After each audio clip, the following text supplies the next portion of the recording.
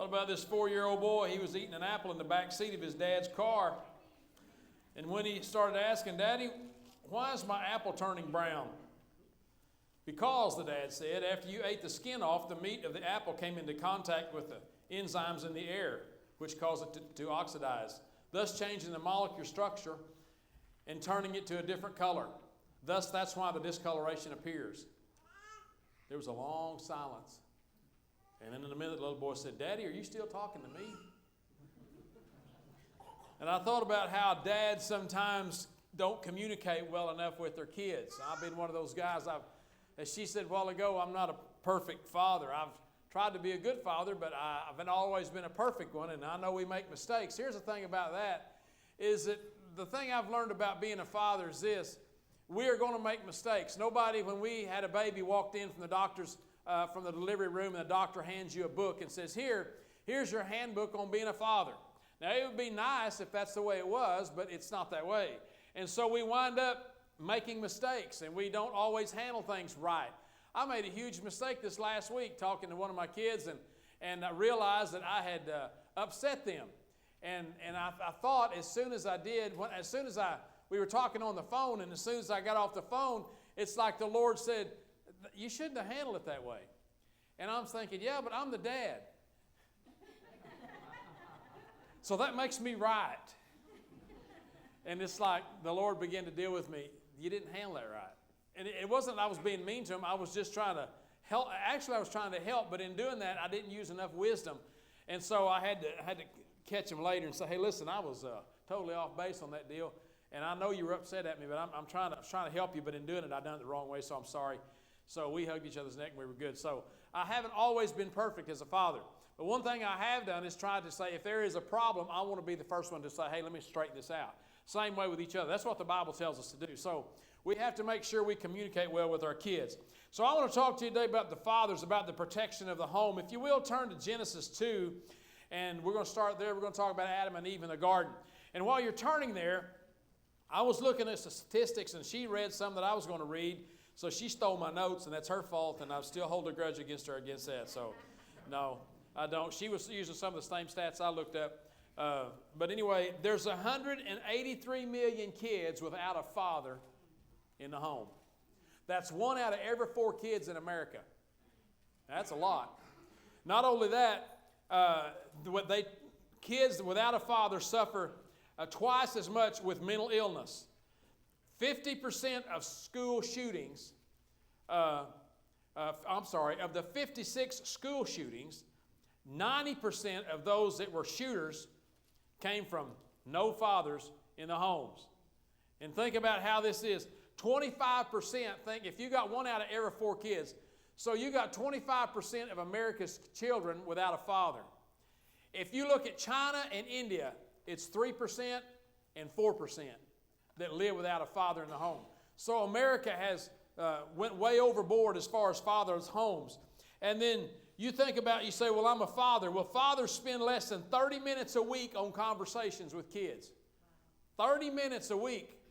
Yet a child spends from 40 to 60 hours a week either on the phone, computers, or on TV, in the TV. So we have, then the fathers that are in the homes, those of you that are here that are in homes, listen, just because you're there does not mean you're there.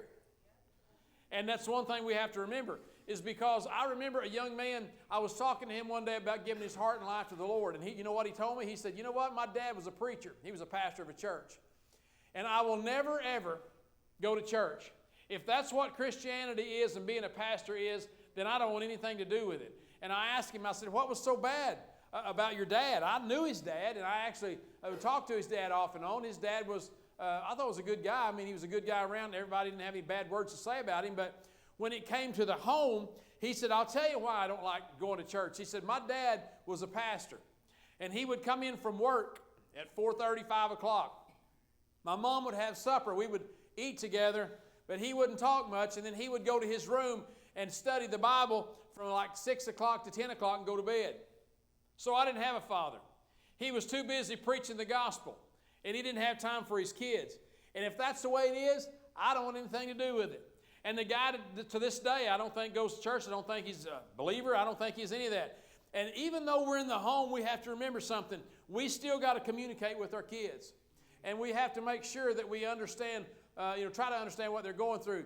Kids are going through so much more now than we were when we were kids. I know it's a lot different, but it's tough in today's society. So it's important that we have somebody in the home that's strong and can stand there. Now here's the other deal, is that we need to cultivate what we put in charge of us, and we're going to talk about that. But we need to protect the home. Think about this. If you men, late at night, let's say late at night, now we got dogs, cameras, and all kinds of stuff that protect our homes, today. But think about if you were in the house, and it's late at night, 2 or 3 in the morning, and all of a sudden you hear someone in the house. What do? Well, I keep a gun right there at my bed. I just grab the gun, hand it to Karen, and say, hey, we go check that out, because I'm not getting up. Now, how many of us guys would do that? Don't raise y'all's hand. You'll be in trouble if you do. I would get up, and I would say, you stay here. I'm going to go check this out, because I don't know what's going on. We wouldn't ask the ladies to protect the home, but God has asked the men to protect the home. And we have to be involved in that. And that's one of the things that I see in today's society. It's tough, and we're not getting where we need to be. So let's look at Genesis 2:15 and see what happens here in this passage of Scripture. It's a very familiar Scripture. It's about Adam and Eve.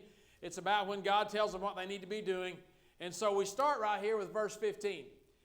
The Lord took the man. Everybody say, the man. How many of you men said, hey, I'm the man? I'm the man. I remember a lot of times when in life you see guys that walk up and say, man, I'm the man of this house. And then the wife says something and they cow down like a big sissy. Have you all ever seen that happen? He took the man and put him in the Garden of Eden to tend it and keep it. We're going to talk about these 3 things here. First of all, he didn't take the woman and do it. He took the man. This is before Eve was created. He says, listen, I got a job for you to do.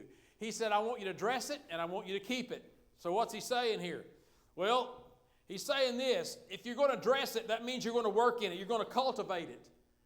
Now, in your marriage, guys, you have to cultivate what God has put you in charge of in your garden. If we don't cultivate that, we wind up losing what we have. We have to make sure that the women know we love them. Now, here's the thing about women, in case you guys don't know this. I was looking at a TikTok thing about the guy who says, he's talking about parking his car. Y'all remember that? He's parking his car, and he says, it's actually a comedian. He goes, gee, why are you parking here? And it goes on. She keeps asking, why are you parking here? And he starts getting upset, and he starts, getting mad. And she says, well, gee, you're angry. You got an anger problem. He goes, no, I got a wife problem. You won't let me park where I need to park. When I'm by myself, I'm never mad. But when you're in here, I'm always mad.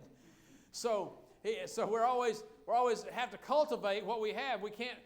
Those are the things that we look at in our life. So how can we dress it? How can we cultivate? What the word dress means is to cultivate it and becoming a servant to it, to put it in order.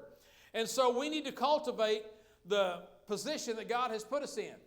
We cannot get around that. Women need much more as far as emotional stuff than guys do. Now, I know some guys that are weak, and they have to have it. And sometimes men may be called high maintenance. Y'all ever been called high maintenance? Nobody been called high maintenance? Man, that's a first. Don't raise your hand with me because I'll be right with you. Down. Get my hand down. But we have to remember that we don't run off like women do. So they need to be cultivated. They need to be nurtured. They need stuff poured into them. And I thought about, there's times that we need to do things for the ladies. We work for it. We cultivate it. We try to prepare it. That's what dressing it is. He told Adam, I'm putting you in this garden, and you're going to cultivate it, and you're going to dress it, and you're going to make it look better. And when you get through with it, it'll be better than when I gave it to you. And so we think about heaven, and I thought about heaven, how it works, and how we're going to think we're just going to be floating down around on a cloud with a little harp, and everything's going to be, we're just going to be having a good time. It'd be nice if that's the way it was, but actually there is going to be work to be done, even in heaven. And a lot of people bypass the millennial reign, and a lot of people don't understand this, but everybody says, I'm all ready to go to heaven. Well, what you don't realize is before we go into heaven, before the new heaven and new earth, we're going to come back to earth, and we're going to rule and reign with Christ for 1,000 years here on this earth. And there's going to be work to be done. But the good thing is there's going to be no evil here, so it'll be easier done. So there's no evil in the garden. Nobody's bothered anybody. God has told Adam, you need to go in here and dress this and take care of it and cultivate it and work it. But the work, you have to remember, wasn't by the sweat of our brow. It was an enjoyment kind of work. There's things around your house, a lot of times you do things and you enjoy it. And there's things that I do that I enjoy working. I just enjoy doing certain things. I'm a builder. I like building things, or I like seeing things accomplished. And so I can see something and like to see it finished or worked on. And it's an enjoyment. That's the way it must have been in the garden. There was no sweat. There was no briars. There were no chiggers. Hey, so there was all these things were good. But in that, there always has to be a choice of whether we're going to do right or whether we're going to do wrong. And Adam here, we'll look at it, made a bad choice here in just a minute. But we have to cultivate those things. So when the trash needs taken out, guys, take the trash out. Does it gripe you, ladies, when you have to tell your husband, can you take the trash out? It's spilling over, and he says, we can get more in there, babe. And he sticks his foot over in that trash and shoves it down in there. Says, you got another 2 days on that bag. You know, we need to be a full-time father. In birthdays, Valentine's Day, my mom was my biggest critic. Because every birthday, she knew her birthday, Valentine's Day, Christmas, the whole bit. Did you get Karen a card? Did you buy her something? Yes, Mom. You would think that she was my mom's daughter. It was always my fault. So she was always wanting me to cultivate what I had there. I thought about one man, he didn't know what to do for his wife for flowers for Valentine's Day. He hadn't been married that long, and so he didn't know what to do, so he called the flower shop, and he said, hey, I want to order some flowers for my wife for Valentine's Day, and he was very backward and had never done this before, and she was always complaining about him not being romantic and all that, so he thought, I'll try to get some flowers for her. So he calls the flower shop and tells them, hey, I need some flowers. And she said, okay, do you know what kind of flowers she likes? And he goes, yeah, I think she likes self-rising.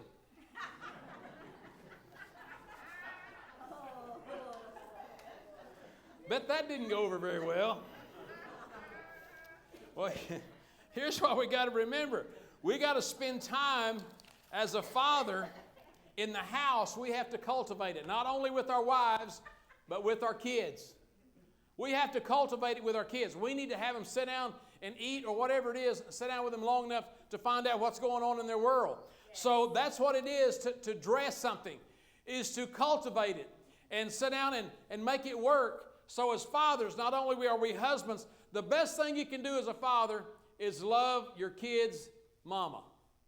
That's one of the best things you can do. And that's tough sometimes, but you can do that.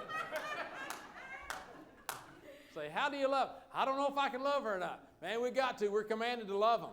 And is it easy? No, sometimes it's not easy, but I'm sure it's not easy for them to love us either. But so we look at it from the standpoint of a child. We also, is it hard to love our children sometimes? It is. We want to choke them at times. We want to work them over, beat them up, beat them with a belt, do whatever. But we have to do it in a way that God would have us to do it. So we have to cultivate that relationship with our kids. Fathers, it's up to you, because it's not going to happen any other way. You're the only ones that can do it. Mothers are a special place for a child, but we need fathers in our lives. Now let's look at number 2. He says we're going to dress it. Go back to verse, to dress it and keep it. So there's 2 things here. So the first thing is to cultivate what I've put you in and make sure that it operates functionally and that you can oversee what I've put in your path to do, and this is your job, and this is what I've asked you to do. That's to cultivate it. But number 2, to keep it, is to protect it. Now, protection is something that we should do in anything we do. We have a security or preservation. We're supposed to preserve that. What God has placed in our hands, preserve it. That's why it's important for you to preserve your kids. Now, I'm not saying go to your coaches and whine and complain. I remember one time, there's been more than one time I've had conversations with my boys. It's like they're mad at their coach. Really? Well, I'm sorry, but I can't help you there. I remember Shane, in a couple occasions, one time he was playing baseball, and he came to me and he said, I'm a better hitter than hitting in a 9-hole or 8-hole, whatever it was. And so I said, well, go tell your coach. You go talk to him. Well, he's just young. You say, I'll go with him. Don't go with him. Make them handle it, and they address the situation, and they learn how to deal with things. But as long as you handle it for them, I had a kid one time that came into my store when I had a grocery store, and he wanted a job. Guess who was with him? Mama. Guess what she said? I said, when can you work? He can work this day, and this day. He never said a word. I said, what time do you get out of school? He gets out at 3 o'clock. Can you work on Sundays? We don't work on Sundays. We go to church. Can we do this? We can't do that. And in a minute, I realized if I hire this kid, I'm hiring her. If I fire him, I'm going to have to fire her. I didn't hire him because I couldn't deal with her and him too. So we have to remember something. Sometimes it's better off to let our kids find their own way, even when it's hard and we want to help them. Sometimes you're better off just to let them find their own way. Now, we have to have wisdom to discern that. You got somebody that's mistreating your child, well, that's different. If they're mistreating them, then yes, you should stand up for them. But if it's a deal where they got a grievance against a coach or whatever, then let them deal with it on a one-on-one basis, and it helps them to be stronger. I remember Shane, when he said that about his coach, I said, well, then you go tell him. So he went and told him. He said, I'm a better hitter than being in the 9-hole or 8-hole, whatever it was. And I don't know if he remembers this or not. Shane, you remember that? He remembers it, shaking his head. Yeah, and I said, go tell him. I'm not going to tell him. So he went and told him. And the coach put him up there in 3 or 4 hole or 5, I don't know, moved him up. And he said, and I told Shane the same thing. I said, but now if he puts you up there, you better perform. Don't get up there and strike out every time you get up there. We're going to be sitting over there going, oh, what have we done? So he gets up there, sure enough, puts him in the right spot, and he was a good hitter, so it worked out good. He hit well. So he had to go confront that. I could not. He had to go do it. I remember one time later, he was a little younger. I know he was a little older, I guess, than that. He was going to Zion School, and they were in 8th grade, and he was upset because they was wanting to go undefeated in basketball, and they got beat. And it's on a Christmas break, and we're going home after Christmas break. I went to the ball game. We're taking him home, and he was upset. He was aggravated. And I just told him, well, what I'd do, I'd just wash my suit, turn it in next week, after the first of the year. Just quit. Well, that wasn't what he wanted to hear. And so I said, listen, I can't help you if you're griping about the coach and what you don't like and all that. Then you got to do it. I can't do it for you. Quit. Just turn your suit in and quit. But don't whine to me because it's not working right. You got to buck up somehow because you're going to grow up on these days. You're going to have to deal with things on your own. You better learn how to do it now. So after Christmas break, gets his clothes. I'm taking him to school. I said, your mom wash your suit? Yeah. You quitting? I ain't quitting. Oh, we're not quitting. No. Well, then I don't want to hear any more gripes and complaints. Well, they wind up going all the way to the state tournament and winning the thing. Well, and it was crazy because it taught him something about standing up and doing what he needed to do because I can't be there in every life situation. Guys, we have to train our kids and to protect them from themselves. Yes. Sometimes we are too easy or we do too much for them and then we wind up having to do it for them for 40 years. We got to be careful. So we got to protect that part of it. How do we protect it? We preserve it. We keep it from attack. It's true. If somebody's mistreating your kids, that's a different thing. But Eden, if you think about the word Eden, it signified delight and pleasure. It was a place of delight and pleasure. It was an easy place to work. It was a place that God had given. And so in doing all that, we understand that we got to keep the garden. Not only can we dress it, we got to keep it. But we can't just let it go. We have to protect those things. And husbands, it's up to us to protect our kids. As fathers, we got to protect our kids from all kinds of things. That's why it's important that you see what's on their phone. I had one kid said, it's my phone. No, the guy said, no, it's not your phone. I'm paying for it. If I'm paying for it, I'm going to look on it, see what's on there. Yes. So that's privacy. Yeah, it's your privacy. You better get, they'll have all kinds of stuff on the phone. There's nothing wrong with looking at your child's phone. Some of our kids lived with us till they was 20, 21 years old, but they followed our rules, not theirs.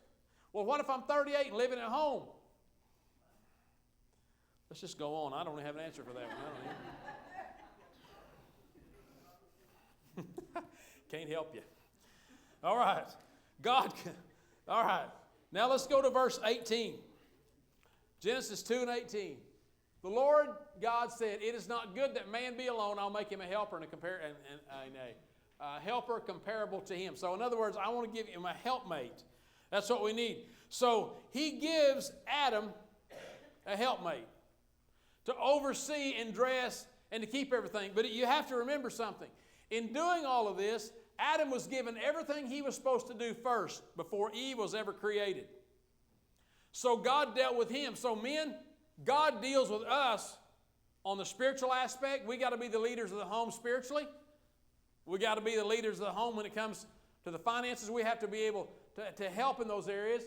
And it's like one guy said, well, I don't have a job. Well, the Bible says you need to earn your keep by the sweat of your brow. If you don't work, you don't eat. It's pretty simple. If you're not working, get a job.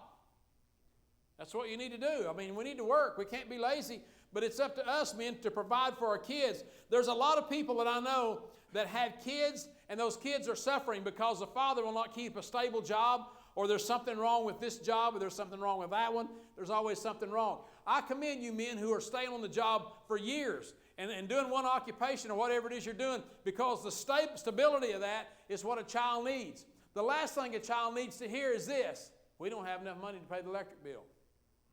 We should never bring our kids into those conversations. You've got to protect them from that. If there's problems in the home, keep them away from that. If you're going to fight with your spouse, do it behind closed doors, because it's a tear down for the kids to wonder, are we going to be stable? Are we going to make it? Or is mom and dad, how's this working? Because they're fussing and fighting in front of us, and we got to protect those kids' young minds, because we grow up in a place of dysfunctional stuff. One thing about my mom and dad, I'm sure they had disagreements, but I never heard them. Never heard them. Now, I know they had disagreements. They were married for, 60-some years, a long time. But I never heard them fussing and fighting.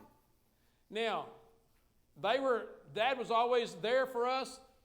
My dad was a worker a lot, but I remember my dad laying down with me at night when I was a kid. He would lay in bed with me, and he'd talk to me till I went to sleep. So every night, it was a good thing for me. I'd always be ready, and Dad would come lay down with me, and we'd just talk about whatever. And then I would go to sleep, and then when I'd wake up the next morning, he would be out of my bed and in his bed. But I was the baby of the family, so my siblings all said I was spoiled rotten. Now, I don't believe that at all, but maybe I was. I don't know. I used to tell my mom I was an accident, and she didn't like to hear that. Like, she was 40 or 41 when she had me, and I said, Mom, I was an accident. Well, now you can be honest, I can handle it. Boy, she didn't like that. And so I would always tease her about being an accident. And so, but I remember my dad being there for me, and he was always around. And when you needed something, Dad would be there. Dad would always help. I remember my mom was very passive. She was so, I'll tell you how passive she was. We're burning wood. When I was a kid, we have a wood stove, and there's a chimney up through the house. It's one of those just wood stove chimneys deal. And all of a sudden, we're all out the barn working, and my mom steps outside the house and says to my dad's name was Austin, and she steps outside the house and said, Hey, Austin. He goes, What? House is on fire. Like, what?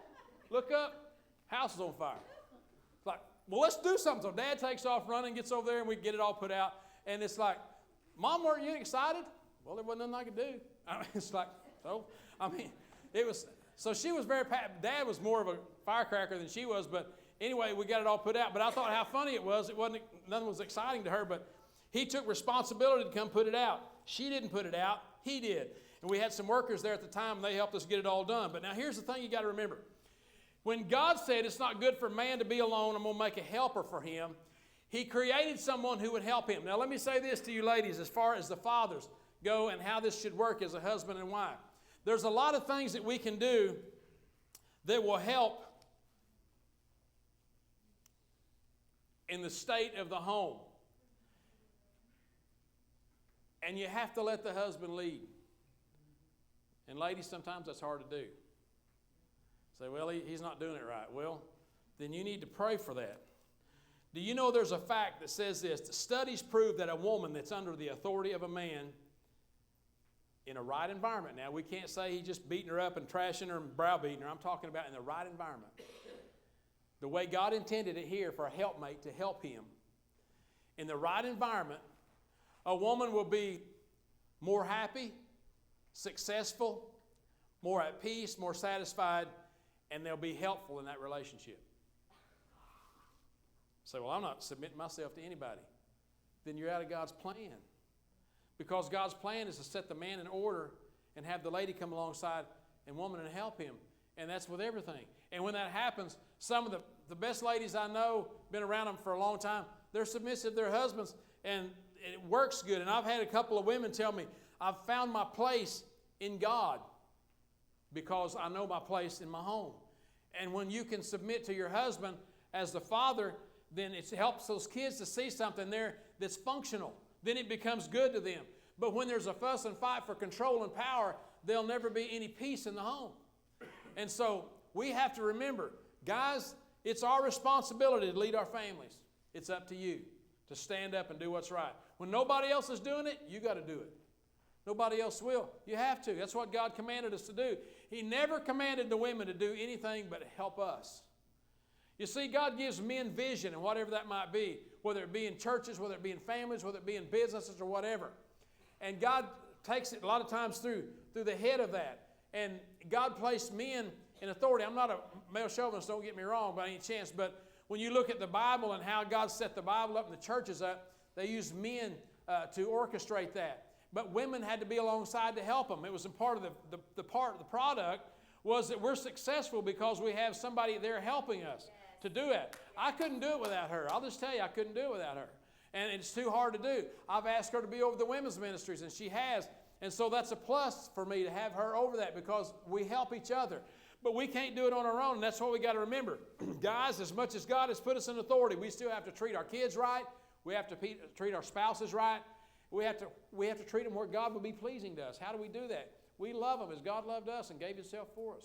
The Bible says Christ did and gave Himself for us. So it's important that we understand the meaning of being in position that we're supposed to dress something, we're supposed to cultivate that marriage, and those kids, set them down, talk to them, explain stuff to them.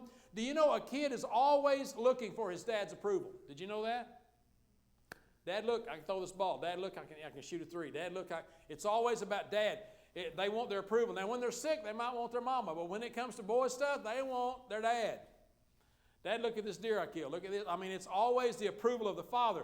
And the father, if you look in Bible times, everything in the Old Testament, the fathers gave the blessing. They laid their hands on them, they prayed over them, and they blessed the children. The men did it. Men, we got to stand up and be men. It's time that fathers actually become fathers and representation of God in the home. It's for us to love the women and to love the children to a point that they feel safe and secure. That's our jobs. We should do that. Yes. And God's not asking anything of us that He wouldn't do for anybody else. There's a plan in place for fathers, just like there are pastors or elders or Sunday school teachers or a construction worker. There's plans in place because to be successful, you have to follow the rules and you have to understand what it is to stay safe within the boundaries of whatever you're working on. It doesn't matter what job you're working in. If you're in medical field, doesn't matter. It doesn't matter what you're doing. There are certain rules that if you follow these rules, you'll be successful. But if you don't, you'll be a failure. And so we have to follow. God has given us the rules to do this with, and it's important we as men follow what God's called us to do. We have to do it as fathers. And as we do it as fathers, then the wife supports what we do, and we do it in the right way. We do it together because we're united as one. That's why it's a help for both. We have to have our spouses to help us to make the thing work. It won't work any other way. Now, we're going to look at one last part of this, and I'm going to close right here. If you think about going back to the garden, when God told Adam, you better protect it, you're going to dress it and protect it. In chapter 3 of Genesis, when you read this part, this is what it says here. The serpent came, and he came to Eve, and he said, listen, you know about this? He starts telling her, what's God told you you could do? And she said, well, God's told us that we can eat of every tree of the garden, but there's one we can't eat it or we can't touch it. And God didn't say they couldn't touch it. He said they couldn't eat of it. Now, she didn't hear the command because God gave the command to Adam. It was Adam's job to give the right information to Eve. He gave her apparently the wrong information because Adam must have said, well, you can't even touch it. And you know how we add to stuff sometimes? Well, you can't do that, nor can you do this. And really might not be in the instructions. But he says you can't touch it. So the serpent comes to her and says, you're not going to die. You won't die. And so I can imagine him saying, just touch that tree, just touch it, you're not going to die. And so she touches it. Maybe she just reaches over there and just touches the tree. And he says, look, you're not going to die, touch it. And so he finally convinces her, she touches it. And from that point on, she must think, well, Adam must be wrong. Maybe he's not right. Well, maybe we can eat of it. She eventually takes the fruit and eats of it. My question was, where was Adam in all this? Because the Bible says she took it, she ate of it, and then she gave to her husband. And it wasn't until she gave to her husband. Look at verse 7. Genesis 3. Verse 7. After she ate and she gave to her husband, then it said, then the eyes of both of them were open. It wasn't until he ate till their eyes were open and realized they were naked. And then the Bible tells us later on that Adam was not deceived. Eve was deceived. Adam knew better. But yet he didn't protect and he didn't guard what he knew was there. And by doing that, they got cast out of the garden. Bottom line is this. Men, if you know what you're supposed to be doing as a husband and father and you don't do it, you're going to reap the benefits of that. The consequences of that. It's not going to be her, because when he, think about it, in the cool of the day, when he goes looking for him, he don't say, Eve, where are you? What do you say? Adam, where are you? And he wasn't asking him, where you at? I don't see you. Are you behind a tree? What he's asking him is, where are you? Spiritually, where are you? What have you done? He knew. Wasn't anything new to God. But I like the part of where he says, well, God, this woman you gave me, she... Yeah, he starts saying, well, this woman you gave me. And then he asked Eve, and she said, well, it's a serpent you created. So everybody's blaming everybody, and nobody's taking account for what's really right. When we stand before God, men, you can't say, well, my wife was hard to deal with. And the woman you gave me, God, she was just hard to deal with. And those kids you gave us, they were little hellions, and I couldn't take care of them. They're just too mean. You know those kids, they were busting windows out of cars and everything. I can't help them. I can't do no help. It's their fault. We're going to stand before God for the stuff that we were given to do. And he's going to say, you were accountable for this stuff. That's one of the things as the father, the spiritual father of this house here, the church. Yes. Every morning I say, God, you need to lead me where I need to go. I don't know where I need to go. Help me. Because I don't want to make wrong decisions. I want to be able to deal with people in a way that would be godly. Not harsh, not mean, not critical. Yes. But how can I help? And in doing that, we're going to stand before God and give an account for every deed we've done in the body, whether that be good or bad. Men, it's important for you to know you got to be a great father and you got to be a great husband. It's the only way around it. I want you to bow your heads this morning.